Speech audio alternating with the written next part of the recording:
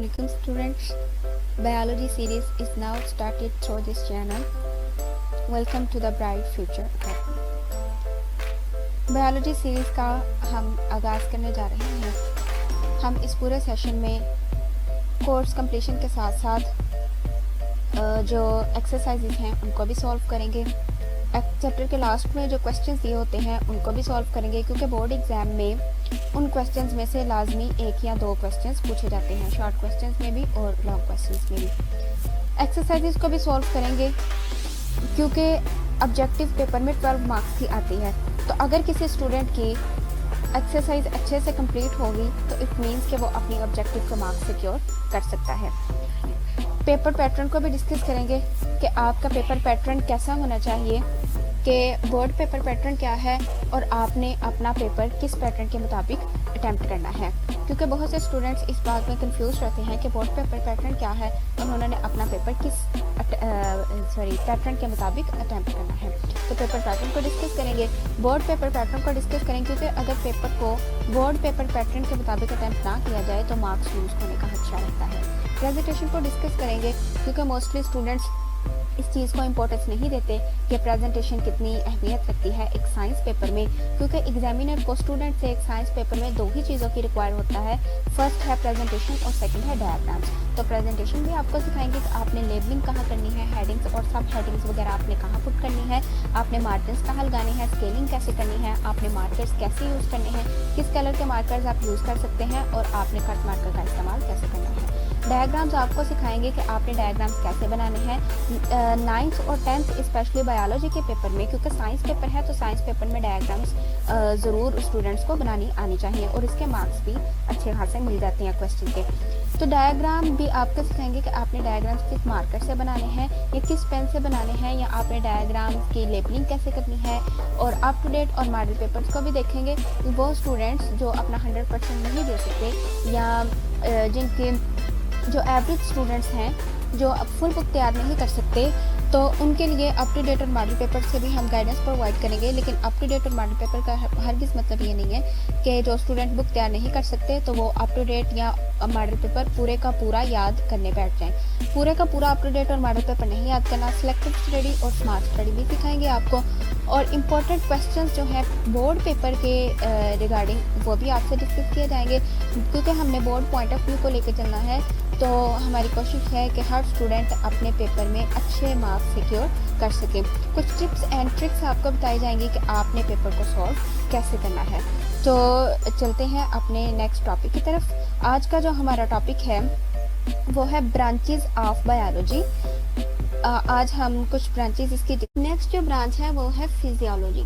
Physiology में भी हम अगर वर्ड पे गौर करें तो हमें दो वर्ड्स मिलते हैं। एक है फिजियो, जिसे हम फिजिकल अपीयरेंस भी मुराद लेते हैं अपनी बॉडी की, क्योंकि ये जो वर्ड है फिजियो, इससे मुराद यही आता है कि हमारी बॉडी की एक सेंस क्रिएट होती है कि हमारी बॉडी की जो फिजिकल अपीयरेंस है, मतलब हमारी बॉडी के जो स्ट्रक्चर और फॉर्म एंड स्ट्रक्चर जो हमें जो एक्सटर्नल स्ट्रक्चर्स हमें नजर आते हैं उसको हम क्या बोलेंगे, फिजिकल अपीयरेंस या फिजियो। और लॉजी मीन्स क्या है, लॉजी मीन्स हमने पीछे भी बहुत मरतबा रिकॉल किया है, इसका मतलब है टू स्टडी और थॉट और रीजनिंग, सोचना या वजह तलाश करना। तो फिजियोलॉजी से क्या मुराद है, सोचना या वजह तलाश करना। To study about physical appearances of a living organism. जरूरी नहीं कि सिर्फ हम ह्यूमन की बात करें, आप किसी भी ऑर्गेनिज्म का डिस्कस कर सकते हैं, आप किसी भी एनिमल्स को डिस्कस कर सकते हैं, इंसेक्ट को डिस्कस कर सकते हैं। तो फिजियोलॉजी से मुराद है physical appearance of any organism.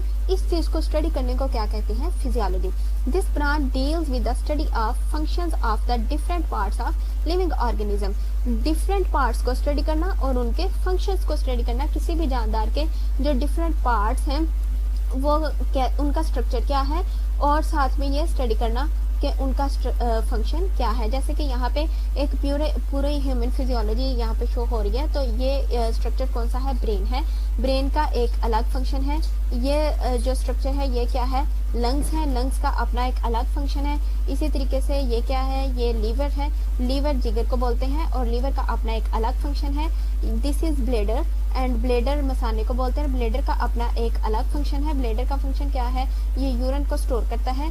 इसी तरीके से यहाँ पे है ये पंक्रियाज है।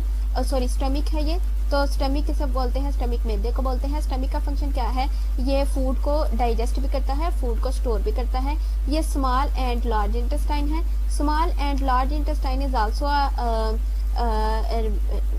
ये एक अलग जो है वो स्ट्रक्चर है सेपरेट, और इसका भी जो अलग फंक्शन है, इसका फंक्शन क्या है कि ये जो अनडाइजेस्टेड फूड है उसको हमारी बॉडी से एलिमिनेट करने में हेल्प आउट करती है। तो ये जितने भी स्ट्रक्चर्स हैं, जैसे और भी हमारी बॉडी में मसल्स हैं वगैरह वगैरह, तो इन सब की स्टडी करने को क्या कहते हैं, फिजियोलॉजी। ये यहाँ पे लार्ज इंटेस्टाइन। ब्रेन का फंक्शन क्या है, थिंकिंग एंड प्रोसेसिंग, और ये हमारी पूरी बॉडी फंक्शंस को कंट्रोल करता है। लंग्स का फंक्शन क्या है, ये हमारी ब्लड को ऑक्सीजनेट करते हैं। लीवर का फंक्शन क्या है, लीवर जो है वो ब्लड बनाता है और हमारे बॉडी टेम्परेचर को कंट्रोल करता है। ब्लैडर का फंक्शन क्या है, यूरिन को स्टोर करता है। स्टमक का फंक्शन क्या है, फूड को डाइजेस्ट करता है और फूड को स्टोर भी करता है। स्मॉल और लार्ज इंटेस्टाइन का फंक्शन क्या है कि स्मॉल और लार्ज इंटेस्टाइन जो है वो हमारी बॉडी से अनडाइजेस्टेड फूड को बॉडी से एलिमिनेट करवाने में या बॉडी से बाहर निकालने में हेल्प करती है। तो ये जितनी भी सारी चीजें हैं, ये जितने भी ऑर्गन्स हैं, इन सब की स्टडी को क्या कहते हैं, physiology. Functions of different parts, इसमें हम बॉडी के जो डिफरेंट पार्ट्स हैं, ये जितने भी हिस्से मैंने यहाँ पे मेंशन किए, उन सब की स्टडी को क्या कहते हैं, फिजियोलॉजी कहते हैं। और ये सब जो ऑर्गन्स हैं, ये जो सब पार्ट्स हैं बॉडी के, ये सब मिलकर काम करते हैं। इनके दरमियान एक कोऑर्डिनेशन होती है, ये आपस में मिलकर, जैसे फॉर एग्जांपल ब्रेन हमारी बॉडी के एक एक चीज को कंट्रोल करता है, और ब्रेन हमारी बॉडी में जो हार्मोन्स हैं उनको भी कंट्रोल कर रहा होता है। ब्रेन हमारी बॉडी में जो हमारे इनवॉलेंट्री और वॉलेंट्री एक्शंस हैं, जो हम इरादी और गैर इरादी तौर पर करते हैं, उनको भी कंट्रोल कर रहा होता है। इसी तरीके से ब्रेन हमारी जो बाकी जो ऑर्गन्स है, जैसे स्टमक है, lungs, liver, bladder, small and large intestine वगैरह वगैरह, इन सब की सिक्रीशंस और फंक्शंस को भी ब्रेन ही कंट्रोल कर रहा होता है। तो ये सब जो ऑर्गन्स हैं वो आपस में कोऑर्डिनेशन से काम करते हैं, लेकिन इन सब ऑर्गन्स के, इन सब पार्ट्स के अलग अलग फंक्शंस की स्टडी को क्या कहते हैं, फिजियोलॉजी इसको कहा जा सकता है। तो ये हमारी ये वाली ब्रांच भी कंप्लीट हो गई। अब नेक्स्ट जो है, नेक्स्ट है जी जेनेटिक्स क्या है। So what is the genetics. Genetics क्या है, the study of genes and their roles in inheritance. Genes की स्टडी को क्या कहते हैं, जेनेटिक्स कहते हैं। क्योंकि अगर हम इस वर्ड पे गौर करें तो इससे हमें सीधा सीधा जो सेंस क्रिएट हो रही है, या मतलब क्या बनता है, जीन्स। जीन्स की स्टडी को क्या कहा जाता है, जेनेटिक्स। और जेनेटिक्स का विरासत में क्या किरदार है, इनहेरिटेंस में क्या किरदार है, इसको हम कहते हैं genetics. The study of genes and their roles in inheritance is called genetics. ये यहाँ पे जो स्लाइड शो हो रही है, ये इसमें क्या है जी, डीएनए शो किया है, और इस डीएनए के पास क्रोमोसोम्स होते हैं, और उन क्रोमोसोम्स के ऊपर क्या मौजूद होते हैं, जीन्स मौजूद होते हैं। और हम अभी फर्दर नेक्स्ट स्टडी करते हैं कि जीन्स क्या है। अब ये जो डीएनए है और जो जीन्स हैं, इन जीन्स के पास और डीएनए के पास, क्रोमोसोम्स के पास हमारी बॉडी की सारी इंफॉर्मेशन स्टोर हुई होती है। तो अब हमारी बॉडी की फॉर्म कैसी होगी, स्ट्रक्चर कैसी होगी, क्योंकि हर इंसान दूसरे इंसान से शक्ल सूरत और फॉर्म एंड स्ट्रक्चर के लिहाज से डिफरेंट होता है। बॉडी के जो बनावट है, फॉर्म जो है वो तो एक ही है, लेकिन जो हमारी बॉडी के जो स्ट्रक्चर्स हैं, जो हमारी बॉडी के शेप्स है वो डिफरेंट होती है। जैसे कि हर ह्यूमन बीइंग की, हर इंसान शक्लो सूरत के लिहाज से दूसरे इंसान से डिफरेंट होता है। अगर एक क्लास में 35 स्टूडेंट्स बैठे हैं, उन 35 के 35 ही स्टूडेंट्स एक दूसरे से शक्लो सूरत के लिहाज से डिफरेंट होंगे। तो ये किस वजह से होता है, जीन्स की वजह से होता है, क्योंकि जीन्स के पास हमारी बॉडी की सारी इंफॉर्मेशन स्टोर हुई होती है। तो स्टडी ऑफ जीन्स को क्या कहते हैं, जेनेटिक्स कहते हैं। अब पढ़ लेते हैं कि जीन्स क्या है। So what is a gene. Gene is the basic physical and functional unit of heredity. सबसे पहले तो आपको पता होना चाहिए कि हेरिडिटी क्या है। हेरिडिटी कहते हैं विरासत को। पीछे भी हमने जो पढ़ा है इनहेरिटेंस को या विरासत को। यहाँ पे इनहेरिटेंस या विरासत से मुराद है वो चीज़ या वो करैक्टर या वो खसूसियात जो हमारे पेरेंट्स से हमें मुंतकिल हुई हो या पेरेंट्स से नेक्स्ट जनरेशन में ट्रांसफर हुई हो, उसको हम क्या कहते हैं, हेरिडिटी। तो जीन क्या है, gene is the basic physical and functional unit of heredity. ये हमारी बॉडी के जो फंक्शनल यूनिट है और जो फिजिकल यूनिट है किसका, विरासत का। हमारी बॉडी में, ह्यूमन बॉडी की भी अगर बात करें या वैसे लिविंग ऑर्गेनिज्म की बॉडी में जो इंफॉर्मेशन ट्रांसफ़र होती है पेरेंट्स से न्यू जनरेशन के अंदर, उसको वो किसके ज़रिए होती है? जीन्स के ज़रिए, और उसको हम क्या कहते हैं? इनहेरिटेंस कहते हैं। तो इनहेरिटेंस एक बेसिक इकाई है, बुनियादी यूनिट है जो इस इंफॉर्मेशन को कैरी करती है और पेरेंट से अगली नस्ल में इस इंफॉर्मेशन को मुंतकिल करती है। यही वजह है कि आपने कभी देखा होगा कि कुछ जो अगर आपकी क्लास में कोई स्टूडेंट ऐसा है कि जिसकी आइज़ ग्रीन कलर की हैं या ब्लू कलर की हैं, तो इट मीन्स कि उसमें ये करैक्टर या ये जो खसूसियात है वो कहाँ से आया है? पेरेंट्स से आया है। तो इस genes are made up of, genes की मजीद कंपोजिशन देखते हैं। Genes are made up of DNA, ये डीएनए से मिलकर बने होते हैं। And each chromosome contains many genes, और हर जो क्रोमोसोम है उसके पास भी बहुत से जीन्स मौजूद होते हैं। ये पूरे का पूरा एक सेल दिखाया गया है, जैसे हमने पीछे भी इसको डिस्कस किया। ये सेल है और ये क्या है? सेल के सेंटर में इसका न्यूक्लियस, और सेल के न्यूक्लियस में क्या मौजूद होता है? डीएनए, क्रोमोसोम्स और जीन्स वगैरह। यहाँ पे डीएनए भी मौजूद था और ये क्या है जी? ये क्रोमोसोम्स हैं। अब इन क्रोमोसोम्स के ऊपर जीन्स लगे हुए हैं, इन क्रोमोसोम्स के ऊपर जीन्स मौजूद हैं और उन जीन्स के पास अपनी अलग अलग इंफॉर्मेशन मौजूद है। हमारी बॉडी की एक एक इंफॉर्मेशन जीन्स के पास मौजूद होती है। ये क्रोमोसोम, ये सारे यहाँ से क्रोमोसोम्स आ रहे हैं और यही क्रोमोसोम्स आगे ये जाके तो ये डीएनए बन गया। यहाँ पे डीएनए, क्योंकि हर जो डीएनए है वो क्रोमोसोम और जीन से मिलकर बनता है, और ये सारा भी नेक्स्ट क्या चल रहा है? डीएनए चल रहा है। तो एक डीएनए के पास बहुत सी तादाद में क्रोमोसोम्स और जीन्स मौजूद होते हैं। डीएनए के पास क्रोमोसोम्स मौजूद होते हैं और उन क्रोमोसोम्स के ऊपर जीन्स लगे होते हैं और उन जीन्स के पास हमारी बॉडी की पूरी इंफॉर्मेशन स्टोर हुई होती है। हमारी बॉडी के इवन हमारी फिंगर्स की शेप्स कैसी होगी, हमारे हैंड पाम की शेप कैसी होगी, हमारे नेल्स की शेप कैसी होगी, हमारी आई कलर कैसा होगा, हमारे हेयर कलर कैसा होगा, ये एक एक इंफॉर्मेशन जीन्स के पास ही स्टोर होती है। क्योंकि आपने अक्सर देखा होगा कुछ बच्चों का जब वो न्यूली बॉर्न होते हैं तो उनकी हेयर कलर कुछ का ब्राउन कलर का होता है, कुछ की आईज ग्रीन कलर की होती हैं। जैसे मैंने यहाँ पे मेंशन किया कि कुछ की आईज जो है वो क्या है? ग्रीन कलर की हैं, और कुछ के बाल जो हेयर जो है वो ब्राउन कलर के हैं।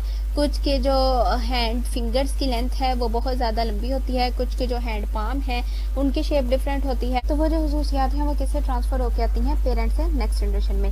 तो क्योंकि हम जेनेटिक्स को स्टडी करते हैं, हमने जीन्स को स्टडी कर लिया कि जीन्स क्या है। Genes is the physical and functional unit of inheritance, विरासत की बुनियादी इकाई है। क्योंकि इनहेरिटेंस उसको बोलते हैं transmission of characters from one generation to the other, एक नस्ल से दूसरी नस्ल में, मतलब पेरेंट्स से बच्चों में खसूसियात का मुंतकिल हो जाना, नेक्स्ट जनरेशन में करेक्टर्स का ट्रांसफ़र हो जाना क्या कहलाता है? इनहेरिटेंस। इनहेरिटेंस वैसे तो विरासत को बोलते हैं। आपने अमूमन सुना होगा कि फ़लाँ फ़र्द को इतनी जायदाद अपने बाप की तरफ से विरासत में मिली, तो विरासत उसको बोलते हैं कि जो चीज़ वालिदैन से खसूसियात जो हैं वो नेक्स्ट जनरेशन में मुंतकिल हो जाए, उसको क्या बोलेंगे? इनहेरिटेंस बोलेंगे। और इसके कॉमन एक एग्जांपल ले लेते हैं। फॉर एग्जांपल कि अगर आपने देखा हो कि अगर जो फादर है, यहाँ पे जैसे स्लाइड में शो किया गया है कि अगर फादर की हाइट टॉल है तो मदर की हाइट अगर शॉर्ट है या मीडियम है, यूँ कह लें कि अगर फादर की हाइट टॉल है और मदर की हाइट शॉर्ट है, और जो एक जनरेशन है उसमें जो डॉटर की हाइट है वो भी क्या है? टॉल। तो इट मीन्स क्या है कि ये जो करेक्टर है वो कहाँ से ट्रांसफ़र हुआ है? फादर से डॉटर में। ये जो टॉल जो खसूसियत है, ये जो हाइट करेक्टर है, ये डॉटर में उसके फादर से आया है। इसी तरीके से अगर हम यहाँ पे शॉर्ट करेक्टर की बात करें, टॉल हाइट शॉर्ट करेक्टर की, तो इसमें जो मदर की हाइट है वो क्या है? शॉर्ट, और सन की हाइट भी क्या है? शॉर्ट। तो इस तरह हम ये कह सकते हैं कि ये जो हाइट करेक्टर है ये सन में कहाँ से आया है? मदर से आया है। ये हाइट करेक्टर मदर से ट्रांसफ़र हुआ है सन में। तो इस तरीके से खसूसियात का ट्रांसफ़र हो जाना अपने पेरेंट्स से अपनी नेक्स्ट जनरेशन में, उसको हम क्या कहेंगे? इनहेरिटेंस बोलेंगे। इसी तरीके से हेयर कलर का भी डिफरेंस होता है कि यहाँ पे देखिए फॉर एग्जांपल अगर मदर का हेयर कलर जो है वो क्या है? ब्राउन, और फादर का हेयर कलर क्या है? फादर का हेयर कलर तो है यहाँ पे ब्लैक, लेकिन अगर किसी एक चाइल्ड का जो हेयर कलर है वो आ गया है ब्राउन कलर का, तो इट मीन्स कि ये वाला जो करेक्टर है वो किससे ट्रांसफ़र हुआ है? इससे मदर से, क्योंकि मदर के जो बालों का हेयर कलर है वो भी क्या है, ब्राउन। तो इस तरह ये सन के हेयर कलर भी क्या है, ब्राउन है। इसी तरीके से आपने बहुत से चाइल्ड ऐसे देखे होंगे जिनके जो आई कलर है वो ग्रीन कलर का होता है, या जिनकी आई कलर अगर वो ब्राउन कलर की है या ब्लैक कलर की है या ब्लू कलर की है। तो ये जितने भी करेक्टर्स हैं ये ट्रांसफर होके आते हैं पेरेंट से। बाद औक़ात ऐसा भी होता है कि अगर पेरेंट्स में से, मदर और फादर दोनों में से, अगर फॉर एग्जांपल कि अगर हम हेयर कलर की बात करें, दोनों के हेयर ब्लैक हैं और दोनों में से किसी के भी हेयर ब्राउन या किसी और कलर के नहीं है, लेकिन चाइल्ड के हेयर जो कलर है वो किस कलर का आता है, ब्राउन कलर का। इट मीन्स कि उनकी बॉडी में जो इनडोमिनेंसी थी, या इसको हम कोडोमिनेंसी बोलते हैं, कि जो करेक्टर अभी तक अपीयर नहीं हुआ था वो करेक्टर जो है वो ब्राउन कलर वाला चाइल्ड में आके वो डोमिनेंट हो गया है और उसने ब्लैक जो हेयर कलर है उसको रिसेसिव कर दिया है। तो इससे इस सारे को ट्रांसमिशन ऑफ करेक्टर्स को हम क्या बोलते हैं, इनहेरिटेंस बोलते हैं। होप कि ये भी आपको क्लियर हो गया होगा। ये जो हमारी ब्रांच है जेनेटिक्स, ये भी हमारी क्लियर हो गई कि जेनेटिक्स में हमने क्या स्टडी किया, transmission of characteristics through genes. Genes ही इन जो करेक्टर्स हैं उनको कैरी करके लेके जाते हैं पेरेंट से नेक्स्ट जनरेशन के अंदर। तो नेक्स्ट हमारी जो ब्रांच है वो है एम्ब्रियोलॉजी। एम्ब्रियोलॉजी में अगर हम वर्ड्स में गौर करें तो इसके हमें दो वर्ड्स देखने को मिलते हैं, एक है एम्ब्रियो और दूसरा है लॉजी। तो लॉजी हमने पीछे भी काफ़ी मरतबा स्टडी किया है, तो इसको हम देख लेते हैं दोबारा कि लॉजी मीन्स क्या है। टू स्टडी और थॉट और रीजनिंग, किसी चीज़ के बारे में सोचना या वजह तलाश करना। और एम्ब्रियो किसको बोलते हैं, एम्ब्रियो बोलते हैं वो इंडिविजुअल जो अभी बनने के मराहल में हो, जो अभी कंप्लीशन प्रोसेस में हो, अभी वो मुकम्मल जानदार नहीं बना है, तो उसको हम क्या बोलेंगे, एम्ब्रियो बोलेंगे। It is the study of development of an embryo, किसी भी एम्ब्रियो की डेवलपमेंट से लेके टू न्यू इंडिविजुअल, नए जानदार बनने तक। पहला स्टेप कौन सा है जी, डेवलपमेंट ऑफ एन एम्ब्रियो, और दूसरा स्टेप कौन सा है, न्यू इंडिविजुअल। एक जो है वो एम्ब्रियो से लेकर एक मुकम्मल जानदार बनने के अमल को क्या बोलते हैं, एम्ब्रियोलॉजी बोलते हैं। फॉर एग्जांपल ये एक चिक एग है हमारे पास, या आप कह लें कि हैन एग है हमारे पास। अब इसमें चिक डेवलपमेंट हो रही है, ये जो डेवलपमेंट अभी चल रही है ये मुकम्मल अभी चिक नहीं बना है, ये मुकम्मल चूज़ा अभी नहीं बन पाया है। तो अभी यहाँ पे एम्ब्रियो डेवलपमेंट चल रही है, मतलब इस एग के अंदर जो डेवलपमेंट चल रही है, जो इंडिविजुअल अभी बनेगा उससे पहले की जो डेवलपमेंट है उसको हम क्या बोलेंगे, एम्ब्रियो बोलेंगे। तो दिस इज कॉल्ड एम्ब्रियो। इस स्टेज पे ये जो एम्ब्रियो बनने की स्टेज है या अभी जो इंडिविजुअल बनने की स्टेज है, इस स्टेज पे हम इसको मुकम्मल इंडिविजुअल नहीं बोल सकते या ऑर्गेनिज्म नहीं कह सकते, बल्कि इसको हम क्या बोलेंगे, एम्ब्रियो बोलेंगे, क्योंकि ये अभी कंप्लीशन के मराहल में है। तो इस एम्ब्रियो से जब ये मुकम्मल जानदार बन जाएगा देन इसको हम क्या बोलेंगे, इट इज अ चिक। तो ये एक चिक है, इसको हम चिक बोलेंगे, लेकिन ये एम्ब्रियो है। तो एम्ब्रियो की स्टडी को क्या कहते हैं, एम्ब्रियोलॉजी। तो एम्ब्रियोलॉजी वर्ड पे गौर करें तो एम्ब्रियो से मुराद वो जानदार जो अभी बनने के मराहल में है, जो अभी कंप्लीशन प्रोसेस में है लेकिन वो अभी मुकम्मल नहीं बना है, तो उसको हम एम्ब्रियो कहेंगे, उसको हम मुकम्मल इंडिविजुअल या ऑर्गेनिज्म नहीं बोल सकते। तो इस तरह एम्ब्रियोलॉजी बोलते हैं study of embryo. Study of embryo क्या है, डेवलपमेंट ऑफ एन एम्ब्रियो, किसी भी एम्ब्रियो यानी पहले मरहले से लेकर फर्स्ट स्टेज से लेकर लास्ट स्टेज तक के मुकम्मल प्रोसेस को क्या बोलते हैं, embryology. Completion of embryo to जानदार बनने तक के अमल को क्या कहा जाता है, एम्ब्रियोलॉजी कहा जाता है। तो होप सो कि आपको ये जो है वीडियो वो भी क्लियर हो गई होगी सारी, और ये वाली जो ब्रांच है ये भी हमारी कंप्लीट हो गई। आपका कोई भी क्वेश्चन हो या आपकी कोई क्वेरीज हैं तो वो आप हमें कमेंट सेक्शन में पूछ सकते हैं। चैनल को सब्सक्राइब करना मत भूलिएगा, वीडियो को लाइक एंड शेयर भी कर दें, और अपना फीडबैक देना मत भूलिएगा कि आपको लेक्चर कैसा लगा, आपको वीडियो कैसी लगी, तो आप हमें कमेंट सेक्शन में बता सकते हैं। तो मिलते हैं अपनी नेक्स्ट वीडियो में, तब तक के लिए अल्लाह हाफिज़। Thanks for watching.